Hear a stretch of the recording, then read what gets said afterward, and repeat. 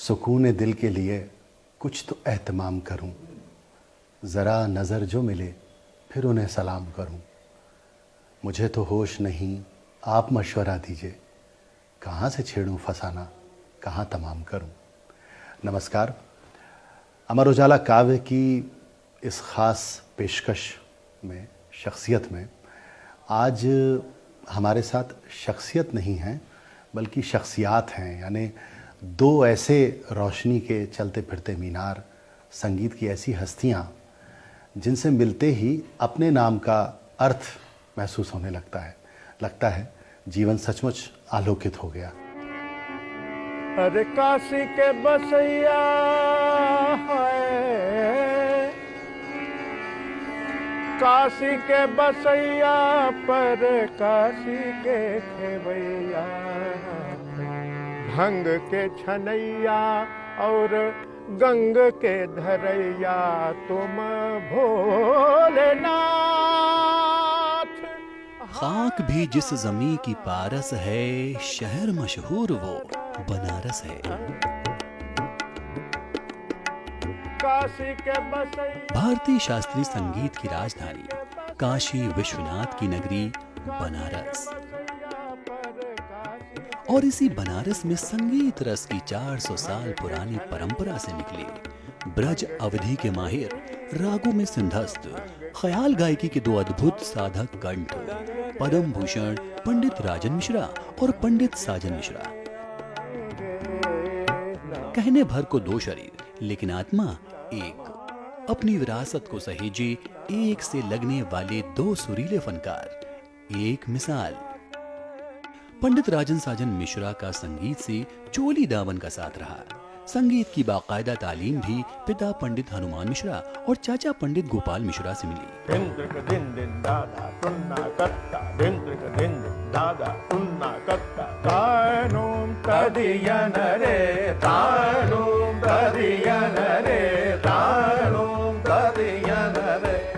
बचपन से गायन में डूबे ये अविरल कंठ अब तक आधी शताब्दी से अधिक की यात्रा कर चुके हैं।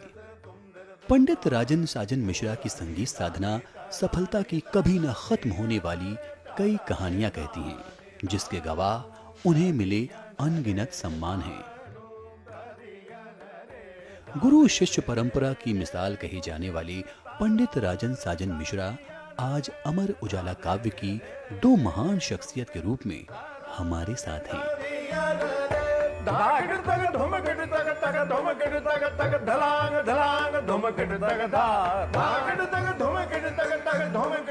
गुरुजी, बहुत बहुत स्वागत आपका अमर उजाला काव्य के इस शो में, शख्सियत में। और आज सचमुच में हमको लग रहा है कि हमने ठीक नाम रखा कि आप जैसी दोनों शख्सियत हमारे बीच हैं। बनारस शास्त्रीय संगीत की राजधानी, घराना और 400 साल की परंपरा, जब आप पीछे मुड़कर देखते हैं तो क्या महसूस होता है आज? महसूस यही होता है कि जो परिवर्तन है वही सार्वभौमिक सत्य है। परिवर्तन तो होता होगा, लेकिन चूंकि बनारस पृथ्वी पे सबसे पुराना शहर है और वहाँ की संस्कृति, वहाँ का संगीत, वहाँ का काव्य, वहाँ का साहित्य अभी तक जो है अपनी परंपरा को लिए हुए पूरे विश्व में महक रहा है। और उस खुशबू को बचाने के लिए हम जितना भी प्रयास हमारे से हो सकता है हम करते रहते हैं। और हमारे बच्चे भी इसी लाइन में हैं, तो वो भी बनारस घराने की गायकी को आगे बढ़ा रहे हैं। और हमें विश्वास है कि ये घराना और ये गायकी और ये परंपरा निरंतर चलती रहेगी। 7 पुश्त आप तक आते आते, और पंडित रामदास जी, दादाजी आपके, उनसे आपने गंडा बंधवाया, पिताश्री और चाचा जी, पूरी एक परंपरा। और अब बाद में नीतेश और सब लोग उस परंपरा को आगे बढ़ा रहे हैं। लेकिन मुझे ये जानना है आपसे कि वो एक कौन सा लम्हा था कि जब राजन साजन मिश्र को ये लगा कि अब संगीत ही करना है, इसके अलावा कुछ हो नहीं सकता? इस तरह के लम्हे तो हर आदमी के जीवन में आते हैं। संगीत तो हम लोग बचपन से 4 साल की उम्र से घंटा बंधन हुआ और मंदिरों में प्रोग्राम छोटे बच्चों के रूप में हम लोगों ने शुरू किया। और इसके साथ साथ एकेडमिक क्वालिफिकेशन भी हमने ली। हमने एमए किया सोशियोलॉजी में बनारस हिंदू यूनिवर्सिटी से। तो उस समय तक जो संगीत की स्थिति थी वो ऐसी थी कि या तो बहुत एक्सेल करें, बहुत ऊपर तक जाएं, तभी सरवाइव कर सकते हैं, मीडियाकर होके नहीं रह सकते। तो उस समय एक विचार मन में भी था कि हम सोशियोलॉजी के प्रोफेसर बन जाएं और सोशियोलॉजी पढ़ाएं कहीं और अपने शौक के लिए संगीत को जारी रखें। लेकिन ईश्वर की कुछ महिमा ऐसी थी, उन्होंने कहा कि नहीं, तुम्हारा दोनों भाइयों का जन्म इसीलिए हुआ है कि तुम दोनों एक साथ गाओ और लोगों को रिझाओ, उनको खुशी दो, उनको शांति दो और अपना भी शांति अर्जित करो।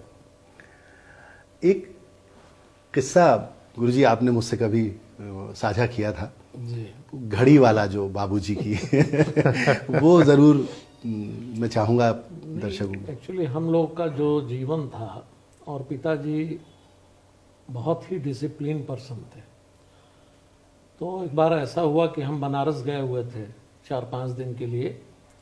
तो चूंकि 4-5 दिन के लिए गए थे तो उसमें यही था कि मैक्सिमम दोस्तों से मिलना और दोस्तों के साथ अड्डेबाजी करना, वो हो बनारस में जिसको लंठियाई कहते हैं।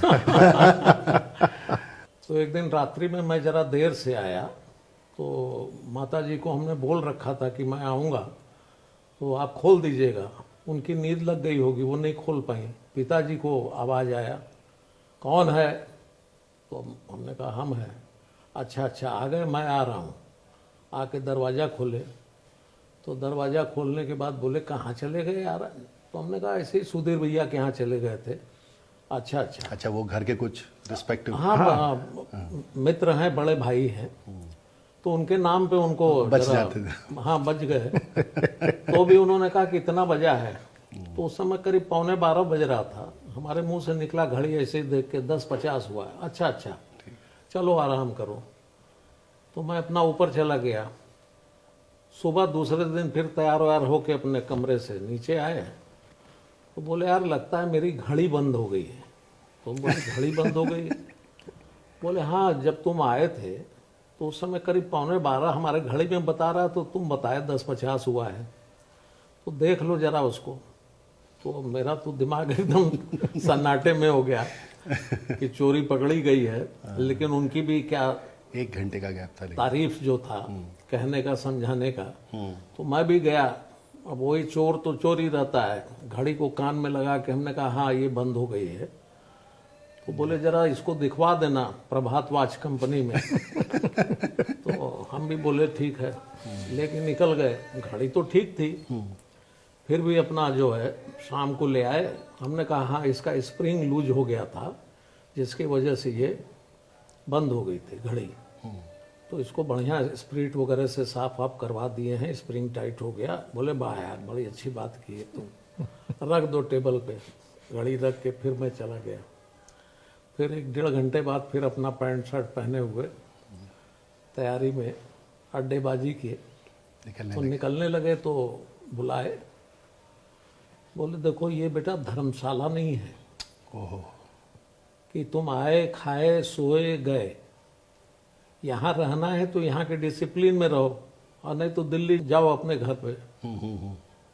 तो मैं तो एकदम भक्का रह गया। तो हमने कहा क्यों, क्या हुआ? बोले यहाँ रहना है तो 1 घंटा या तो गाओ या तो 1 घंटा हमसे सुनो, तब तो रहो। क्या बात और नहीं तो दिल्ली में जाओ, वहाँ मस्तीबाजी करो। तो उसी समय जाके कपड़े उपड़े उतार के फिर नॉर्मल ड्रेस में आके तानपुरा लेके मैं बैठ गया। अब तानपुरा लेके बैठे तो फिर गाए 1-1.5 घंटा। तो आए, बोले ये काम ज़्यादा सुकून दे रहा है कि अड्डेबाजी ज़्यादा सुकून दे रहा है? तो मेरा मुंह शर्मिंदगी से झुका हुआ था। बोले बेटा अपने काम को करके जो करना है करो। तो वो ऐसा डिसिप्लिन, वो अनुशासन पूरे, अनुशासन पूरा रखते थे और निगरानी ऐसी रहती थी कि आप कहीं इधर से उधर हो नहीं सकते। माँ बहुत सपोर्टिव रहती थी। हमेशा मैंने होती कभी सुना था आपसे, हाँ, कि आप जब भूल जाते थे, जो पहला बंदिशें जब आप भूल जाते थे छोटेपन में, तो माँ हमारी अंतरा और अस्थाई पूरा याद करवा देती थी जी। क्योंकि हमारे घर के औरतों को सुनते सुनते बहुत सारी बंदिशें याद हो जाती हैं। अब मैं भी जैसे सिखाता था तो रितेश रजनी छोटे होते थे, हमारी बेटी अंजू वो छोटी होती थी, ऊपर सिखा रहा हूँ, इन लोगों को सब बंदिश याद है। वाह। तो ये होता ही है, घर में जब संगीत हर समय चलता रहता है तो औरतों को भी पूरी बंदिशें याद हो जाती हैं। तो मैं डर के मारे पिताजी के उनसे पहले समझ लेता था कि इसका अंतरा ये वाला है, इसका अंतरा ये वाला है, तो वो हमें समझा देती थी, फिर उनके सामने मैं जाता था। आप बात कर रहे हो, मुझे एक शेर याद आ रहा है, वो आप दोनों को समर्पित कर देता हूँ कि असर बुजुर्गों की नेमतों का हमारे अंदर से झांकता है, पुरानी नदियों का मीठा पानी नए समंदर से झांकता क्या है। बात है, क्या बात। तो ये एक परंपरा जो चली आ रही थी वो रितेश और रजनीश तक जा रही है। पहली हाजिरी आपको याद है?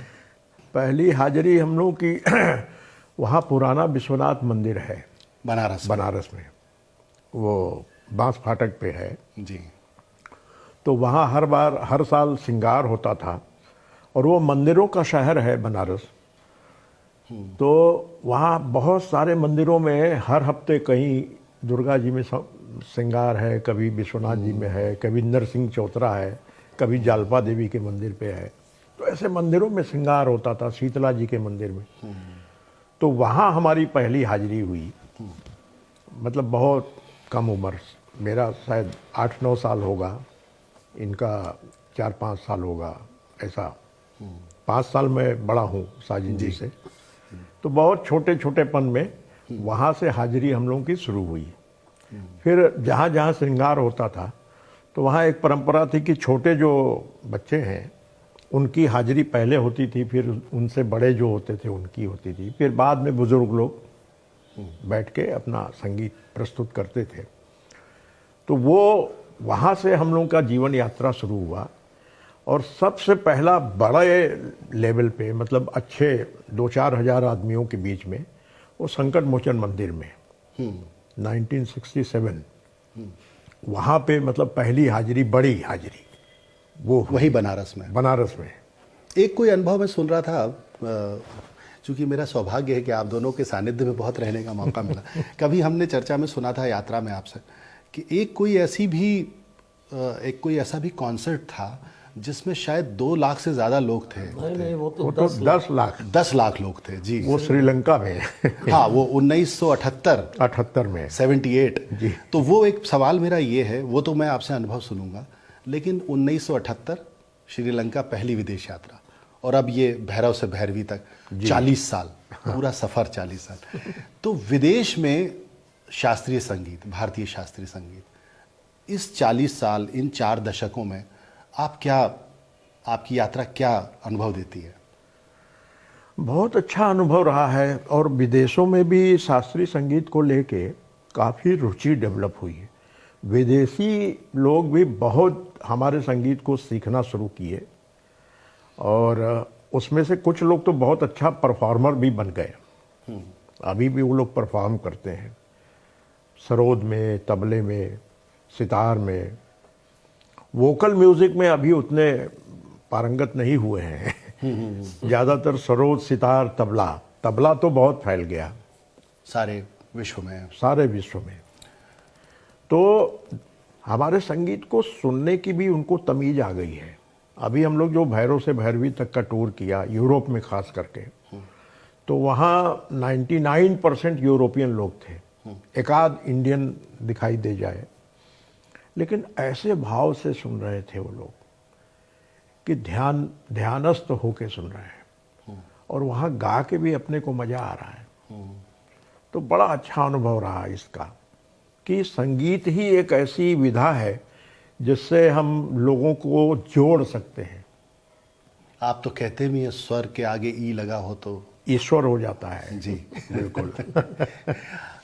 वो अनुभव साझा करिए, वो जो पहली बार आपने इतना बड़ा ऑडियंस अपने सामने देखा, उसका कोई अनुभव, शायद वो पहला मौका था आपके जीवन का कि जब पहला। आपने हाँ, विदेश यात्रा पहले थी, और इतनी बड़ी ऑडियंस जो है, वो मे डे सेलिब्रेशन होता है जी श्रीलंका में, जी तो उसमें वो एयर शो वगैरह सब होता है।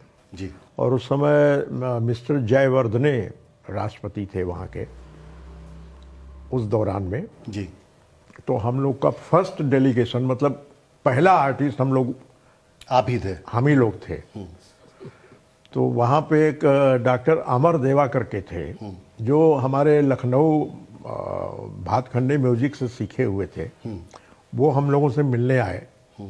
तो हमने उनसे ऐसे ही बात की कि कितने लोग होंगे, कहाँ, और वो समुद्र के तट पे होता है प्रोग्राम। हाँ, जैसे हम बनारस में करते हैं, गंगा बनारस के घाट- किनारे। गंगा के हाँ, तो वो उसका समुद्र। नेशनल फेस्टिवल है। हाँ तो उन्होंने कहा कि इसमें तो 8-10 लाख आदमी आते हैं। तो मेरी हालत खराब हो गई। 8-10 लाख आदमी और वो भारतीय शास्त्रीय संगीत सुनेंगे। तो हमने कहा कि यहाँ का कोई नेशनल सॉन्ग हो तो आप हमें थोड़ा बता दें, तो हम लोग अपने गाने के बाद उसको भी गाएंगे। तो उन्होंने एक गाना वो आधे घंटे में हमको याद करवा दिया, ससर वसन तुरु निवन दकिन तुरु हाँ, यंकित। वो हम आपसे सुनेंगे। वो तो ऐसे नहीं, मतलब ये तहत का काम तो मेरा है। गायन तो आपके पास तो है। बहुत ही वहाँ थोड़ा इतनी सा बड़ी हमको ऑडियंस में उसकी जरूर। वानगी। हाँ ससर वसन तुरु निवन दकिन तुरु यंकित दिल हर देना अली उपदिन नट हेतु वासना ससर वसन तुरु निवन दकिन तुरु। अच्छा, कभी गुरुजी ऐसा होता है क्या कि बड़े भैया ने कोई तान ली हो और आप एकदम से उसके लिए तैयार नहीं हो? हाँ, कि ये कहाँ से शुरू हो गए और मैं कहाँ से लगाऊं? कभी छोटे होने, आपके लिए तो पिता तुल्य भी हैं, गुरु तुल्य भी हैं, तो कभी ऐसा कोई अनुभव हुआ आपको, कहीं पर आपको कठिनाई हुई हो निर्वहन करने में? नहीं, देखिए, कठिनाई एक तो क्या है कि इतने वर्षों से हम लोग साथ में गा रहे हैं, तो एक दूसरे के भावनाओं को समझते हैं। तो आश्चर्यचकित मतलब कई बार ऐसी बातें होती हैं। तो कई बार इनके गाने में कुछ ऐसा बात होता है तो मैं जरा आश्चर्यचकित रह जाता हूँ। ये क्या आ गया? हाँ, ये क्या आ गया? तो उसके लिए सोचने के लिए बाध्य होता हूँ कि उसके करीब का कुछ उपज मेरे से भी हो, तो उस प्रयास में कुछ नई सौंदर्य बात- बढ़े हाँ, उसका। सौंदर्य बढ़े और कोई प्रयास अच्छा हो तो कुछ अच्छी बातें बन जाती हैं। भैया हमेशा ये कहते हैं कि भाई मैं नहीं गाता, कोई और गाता है। तो मुझे बड़ा आश्चर्यचकित मैं होता था कि गा तो ये रहे हैं, और अब चूंकि इनका समर्पण भाव ऐसा है कि कहते थे कि भाई कोई और गा रहा है, लेकिन मुझे ये लगता था गा तो ये रहे हैं। तो एक बार हमने भी प्रयास किया ज़्यादा ही समर्पित होने का। बड़ौदा में एक कॉन्सर्ट चल रहा था और उसमें हम लोग भोपाली गा रहे थे, और करीब 25-30 साल के बाद में भोपाली गा रहे थे। गाए नहीं उस बीच में, अच्छा, और ऑर्गेनाइजर के बहुत ज़्यादा रिक्वेस्ट पे भोपाली गा रहे थे हम लोग। तो 25-30 साल छूटा हुआ राग है, तो बहुत छोटा राग लेकिन बहुत बड़ा राग है। तो मुश्किलात आ रहा था, तो भी माँ सरस्वती की कृपा से बड़ा अच्छा चल रहा था। तो एक ऐसा रिदम का लेवल आया जहाँ पे मुझे बड़े गुलाम अली खां साहब की याद आई कि उनकी ऐसी ताने आई हैं, काश मेरे से भी एक तान आ जाए।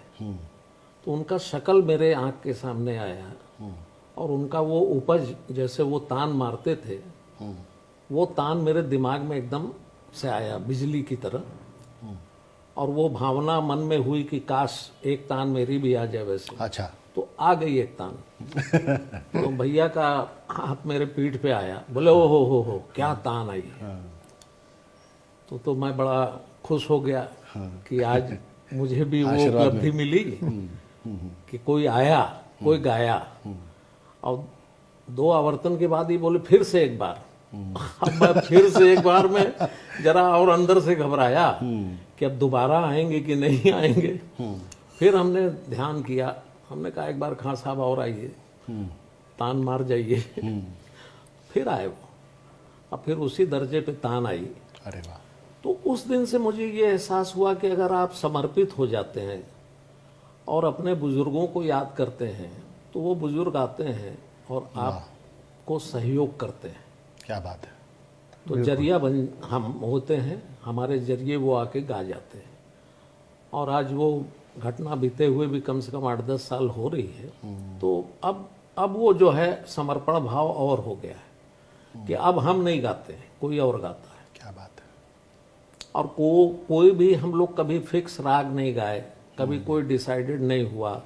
ऑडियंस मैक्सिमम फरमाइश पे ये गाते हैं।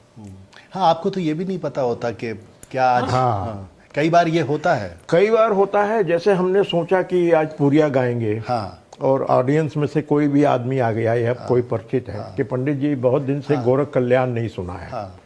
अच्छा चलिए आज गोरख कल्याण गा देते हैं। तो मुझे क्या है कि वो एडवेंचरस, वो जो चीज़ है एडवेंचर लेने में उसमें क्रिएटिविटी बढ़ जाती है। स्पॉन्टेनिटी जो है वो किसी भी व्यक्ति के लिए बहुत आवश्यक है। और स्पॉन्टेनियस होने के लिए समर्पण होना जरूरी है। अहंकार का तिरोहन जरूरी है। स्वाभाविक। जब तक अहंकार रहेगा आप स्पॉन्टेनियस नहीं हो सकते। बिल्कुल। तो मैं इसको चैलेंज के रूप में लेता हूँ। और कई राग ऐसे हम लोग गाते हैं जो कि सिमिलर होते हैं, नोट्स हैं। जैसे अब पूरिया गाया तो उसके बाद सोहनी गा लिए। एक दिन पंडित हरिप्रसाद चौरसिया बोले कि आप लोगों का ऐसा जवाब नहीं है। और ऐसे राग को देखते हैं और इतना खतरनाक मूवमेंट है ये। पूरिया राग गाने के बाद सोहनी गाना। और सोहनी गा रहे हैं तो पूरिया की छाया जो है पूरी खत्म हो गई और पूरी सोहनी छा गई। ऐसा हमने कभी नहीं देखा है। तो हमने कहा कि हरि जी सब बुजुर्गों का आशीर्वाद है। और हमें सभी कलाकार ने बहुत प्यार किया। पंडित शिव कुमार शर्मा, हरि जी, पंडित जसराज जी, पंडित भीमसेन जोशी जी, मतलब जितने भी कलाकार बाहर के भी बड़े छोटे सभी बहुत प्यार करते हैं। ख्याल गायकी गुरुजी, आपकी महारत आप दोनों की, क्या आप जब गाने बैठते हैं तो क्या कोई ऐसा संकल्प, कोई ऐसा प्रण मन में उपजता है कि हम इसको कुछ औरों से अलग करें और थोड़ा उसको समझाएं, बताएं? ख्याल गायकी जो है, जैसा इसका नाम है ख्याल जी, ये पर्शियन वर्ड है जी, ख्याल। और इसका इंग्लिश में आप कह सकते हैं इमेजिनेशन, जी, विचार। तो आपको एक कोई रचना दिया जाए, कोई बंदिश दी जाए, जी, कोई राग दिया जाए, कोई एक डिसिप्लिन दिया जाए, उस मर्यादा में रह के उस राग की कितनी विस्तार आप कर सकते हैं, ये है ख्याल। तो जो राग हम लोग गाने जाते हैं तो एक तो पहले मन में उसके लिए एक आराध्य भाव होता, आराध्य होता है, उसका आवाहन करते हैं। कि जैसे बिहाग गा रहे हैं जी, तो बिहाग की एक छाया जो है वो जब साज छिड़ते हैं, स्टेज पे बैठते हैं, उसका माहौल बनता है, वो दिमाग में उतरता है, तब वो मतलब कैसे शुरू होगा। बहुत से आर्टिस्ट ऐसे हैं कि वो शुरुआत सा से ही कर देते हैं। कोई भी राग गाएंगे वो सीधा सा लगा के शुरू कर देते हैं। लेकिन हम लोगों का जो तालीम है वो तालीम में ये है कि पहले राग का जो स्वरूप है, जो उसका सारांश है, उस सारांश पे अपने को फोकस करो और उस राग को किस स्वर से शुरू करना है। अच्छा, अब जैसे शंकरा गा रहे हैं, शंकरा जो है उत्तरार्थ राग है, उत्तरांग राग है, ऊपर की और ज्यादा विस्तार है, सड़ज ऊपर के सड़ज पे। तो अब उसका विस्तार ऊपर है तो उसको नीचे सा से शुरू नहीं किया जा सकता है। उसका जो संवादी सुर है, जो वादी सुर है, वहां से उसकी शुरुआत हो तो वो एक ही दो बार में वो शंकरा मालूम होगा कि हम शंकरा गाने जा रहे हैं। यमन गा रहे हैं तो यमन में कहाँ से शुरुआत होगी, बिहाग गा रहे हैं तो बिहाग में कहाँ से शुरुआत होगी, गोरख कल्याण गा रहे हैं तो वहाँ कहाँ से शुरुआत होगा। ये सब का ध्यान रख के हम लोग पहले राग को प्रणाम करते हैं, गुरुओं को प्रणाम करते हैं, माँ सरस्वती से आराधना करते हैं कि आज की हाजिरी ले लो। आप तो अपनी बंदिश भी गुरु को समर्पित कर देते हैं। करते हैं, जी। वही वो जो समर्पण है वही गवाता है। जी। एक आपकी वो नाद को ना भेद पायो, अरे आग्रह है छोटा सा। वो भैरवी की जी। एक बंदिश है और बड़ी फिलॉसफिकल बंदिश जी। है। नाद को न भेद पायो, नाद को न भेद पायो, जो पायो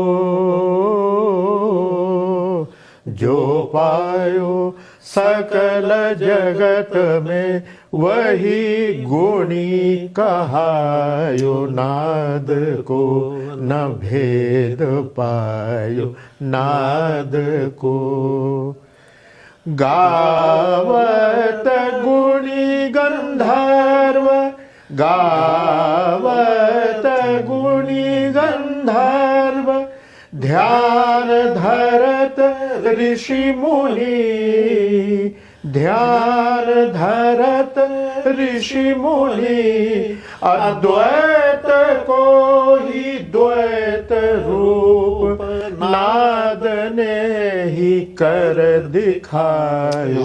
नाद को न भेद पायो, जो पायो जो पायो सकल जगत में वही गुणी कहायो। नाद को न भेद पायो, नाद को। जितना आपका गायन मशहूर है उतने ही आपके लतीफ़े और आपके जोक्स। देखिए क्या है ये उपज कहाँ से आई गुरुजी? मैं ओशो को बहुत पढ़ता हूँ और उनको पढ़ने से, उनको सुनने से, एक जगह उन्होंने कहा है इसको कि laughter is the only religion on the earth. वाह। देखिए गौर करिएगा भाषा पे। हाँ। Laughter is the only religion on the earth because when you laugh you live in present. ये जो प्रेजेंट का मतलब मोमेंट है वो आपके हंसी में ही है। अगर आप खुल के हंसते हैं तो that is the present moment. तो आप जितने ज्यादा हंसेंगे उतना ही ज्यादा प्रेजेंट में रहेंगे, क्योंकि हम प्रेजेंट में रह नहीं पाते। तो आपको कुछ प्रेजेंट में रहने वाला कोई वाकया, कोई लतीफ़ा याद आ रहा है? बहुत सारा है। एक बार जैसे वो अक्सर हम लोग मिलते हैं तो पूछते हैं ना कुछ नया आया गुरुजी। वो ओशो का ही जोक सुना रहा हूँ जी। मुल्ला नसीरुद्दीन उनके बड़े हाँ, एक कैरेक्टर थे, कैरेक्टर उनके बड़े और प्रिय। इंस्टेंट वो जोक बनाते थे ओशो अपने प्रवचन के दौरान में। तो एक बार मुल्ला जी को एक गली के कुत्ते ने काट लिया, तो मलहम उलहम लगा के छुट्टी हो गए। 2 दिन बाद उसका जहर जो है फैलना शुरू हुआ। तो डॉक्टर के पास गए तो डॉक्टर ने कहा कि अरे मुल्ला कब काटा? बोले 3 दिन पहले काटा था। बोले बड़ा देर कर दिया, रेबीज से पूरा फैल गया तुम्हारे शरीर में और 2 घंटे ज़्यादा से ज़्यादा उसके बाद तुम पागल हो जाओगे। तो मुल्ला बोले सिर्फ 2 घंटे? बोले हाँ। बोले कि अच्छा पेंसिल कागज मिलेगा हमको? तो दे दिया। डॉक्टर सोचा कि वसीयत वगैरह लिखेगा अपना, तो ये अपना लिखना शुरू किया। लिखते लिखते लिखते लिखते डॉक्टर कुछ काम कर रहे हैं, फिर आके देखने लगे कि शायद वसीयत लिख रहा है। तो क्या लिख रहे हो मुल्ला, वसीयत लिख रहे हो? तो मुल्ला ने कहा नहीं नहीं वसीयत नहीं लिख रहा हूँ, मैं उन लोगों के नाम लिख रहा हूँ कि जिनको मैं पागल होने के बाद काटूंगा। और पहला नाम आपका ही लिखा है। ये वाकई नया था। क्या बात है। बस चलते चलते गुरुकुल विराम, आपका आश्रम, आपका गुरुकुल, कैसे जीते हैं उसको और कैसे उसके अनुभव के बारे में बताना चाहेंगे? मैंने बहुत सुना है, मेरा बहुत मन है वहाँ जाने का। आइए, और मैंने जरूर, आज जरूर, जरूर, जरूर आइए। गुरुजी से भी बहुत- कहा था कि जब आप वहाँ हों तो मेरा मन है कि मैं वहाँ आऊँ और बिल्कुल आपके पास। तो जब तक आप आएंगे नहीं वो अनुभूति आपको हो नहीं सकती है। एक तो देवलोक कहा जाता है वो क्षेत्र जो है, जी। हरिद्वार, ऋषिकेश, देहरादून, तो वहाँ पे ईश्वर की कृपा से गुरुकुल जो वहाँ निर्माण हुआ है, तो वहाँ पे बड़ी शांति है। और वहाँ पे आके आपको सूर्य का, सुबह का प्रातः सूर्य का दर्शन होगा, शाम को चांद का दर्शन होगा, जो चांद उगता है। तो लकीली हम लोगों के घर के ठीक सामने सूर्य भी उदय होते हैं, चांद भी सामने आता है। वाह। तो ये इससे बड़ी बात और क्या हो सकती है। और वहाँ संगीत की और साधना। वहाँ संगीत की साधना होती है, शांति है, तो कुछ चिंतन भी होता है, कुछ मनन भी होता है। तो जब तक आप आएंगे नहीं तब तक वो अनुभूति स्वयं करनी पड़ेगी, उस अनुभूति को। चलिए, वो मेरा सौभाग्य होगा कभी। अभी आप अमर उजाला शख्सियत में आपने इतना समय दिया, आप दोनों का बहुत बहुत आभार। हमें भी बहुत अच्छा लगा आपसे आपसे बात बात करके। आलोक जी बहुत। धाकड़ तक धुमकड़ तक तक धुमकड़ तक तक धलांग धलांग धुमकड़ तक धा धाकड़ तक धुमकड़ तक तक धुमकड़